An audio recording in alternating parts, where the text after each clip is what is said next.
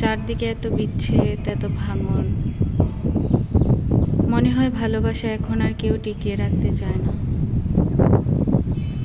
একটু মনোমালিন্য হলে সম্পর্ক শেষ, একটু ঝগড়া হলেই ব্লক, একটু কষ্ট পেলেই মানুষ মানুষকে ছেড়ে চলে যাচ্ছে। আগে মানুষ সম্পর্ক জোড়া লাগানোর জন্য লড়াই করত, এখন সম্পর্ক ভাঙার জন্য অজুহাত খোঁজে। চারদিকে এত বিচ্ছেদ দেখে ভয় লাগে। মনে হয় সত্যিকারের ভালোবাসা বলে কি আর কিছু আছে, নাকি সবই এখন সুবিধাবাদী স্বার্থের খেলা।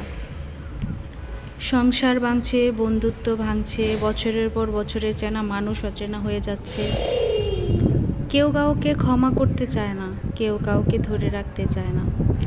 সবাই শুধু নিজের ইগো নিয়ে ব্যস্ত। এই ভাঙনের শহরে টিকে থাকা সম্পর্কগুলোকে দেখলে এখন অবাক লাগে, শ্রদ্ধা হয়। মনে হয় ওরা নিশ্চয়ই অনেক ঝড় সামলেছে,